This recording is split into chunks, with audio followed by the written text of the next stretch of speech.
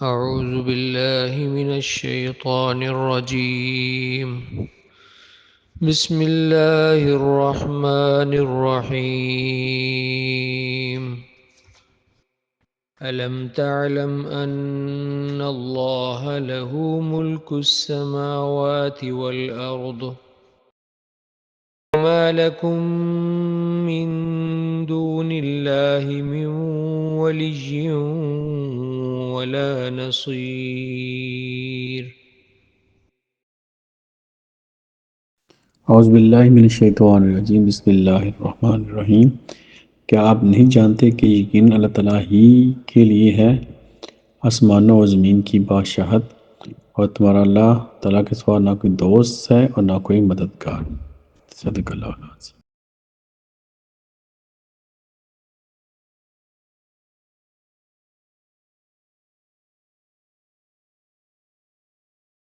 آج میں سورہ بقرہ کی آیت نمبر 107 کی تلاوت کی، اس کا ترجمہ آپ نے سنا۔ آیت نمبر 106 میں میں نے پڑھا تھا کہ اللہ تعالیٰ نے فرمایا کہ جو آیت ہم منسوخ کرتے ہیں یا اسے بلا دیتے ہیں تو ہم اس سے بہتر یا اس جیسی اور آیت لے آتے ہیں۔ کہ آپ نہیں جانتے کہ یقین اللہ تعالیٰ ہر چیز پر پوری قدرت رکھنے والا ہے۔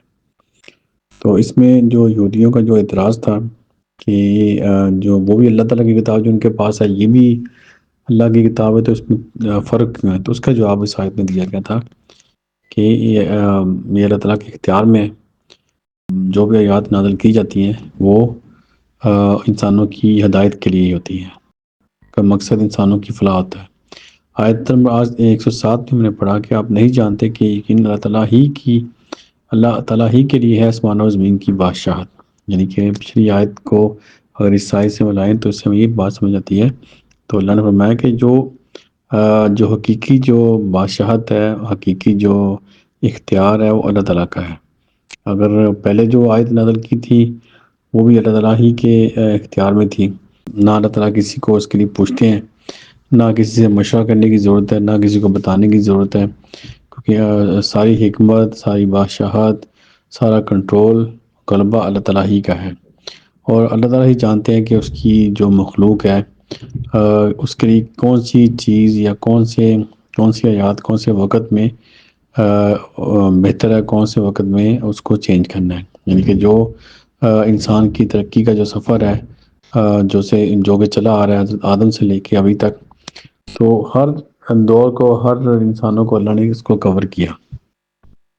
تو آپ دیکھیں قرآن مجید جو اللہ تعالیٰ کی آخری کتاب ہے، اور نبی پاک صلی اللہ علیہ وسلم آخری نبی تھے، ان کے بعد کوئی نبی نہیں ہے، تو اس کا مطلب کہ جو کلام آپ پر نازل کیا گیا وہ اتنا مکمل ہے کہ قیامت تک جو بھی انسان آئیں گے سب کو وہ کور کرے گا، سب انسانوں کی ضروریات، ان کی ہدایت اس میں ملے گی ان کو۔ تو اس میں اللہ نے فرمایا کہ آپ نہیں جانتے کہ یقین اللہ تعالیٰ ہی کے لیے آسمان و زمین کی بادشاہت ہے۔ مطلب اس کا کہ حقیقی جو بادشاہ ہے وہ اللہ تعالیٰ ہی ہے، حقیقی جو ملک ہے، اصل جو مالک ہے وہ اللہ تعالیٰ ہے۔ تو اس لیے اللہ تعالیٰ بہتر جانتا ہے کہ کس آیت کو کب نازل کرنا ہے۔ اور پھر اللہ نے فرمایا کہ وہ تمہارا اللہ تعالیٰ کے سوا کا نہ کوئی دوست ہے اور نہ کوئی مددگار۔ یہ بھی بہت زبردست ایک خوشخبری ہے ہمارے لیے کہ ہمارا اگر ہم اللہ تعالیٰ کو اگر ہم اللہ تعالیٰ کی آیات کے اوپر عمل کریں اور اللہ تعالیٰ کو اپنا رب مان کر اس کی مانیں، تو یقیناً جو ہے ہمیں کبھی بھی مشکل زندگی میں نہیں آئے گی، کیونکہ پھر اللہ نے فرمایا کہ اللہ کے سوا نہ تمہارا کوئی دوست ہے اور نہ کوئی مددگار۔ یعنی کہ جیسے حقیقی جو بادشاہت اللہ تعالیٰ کی ہے، اسی طرح جو حقیقی جو مدد ہے وہ بھی اللہ تعالیٰ کی ہے، اور حقیقی دوست بھی اللہ تعالیٰ ہے۔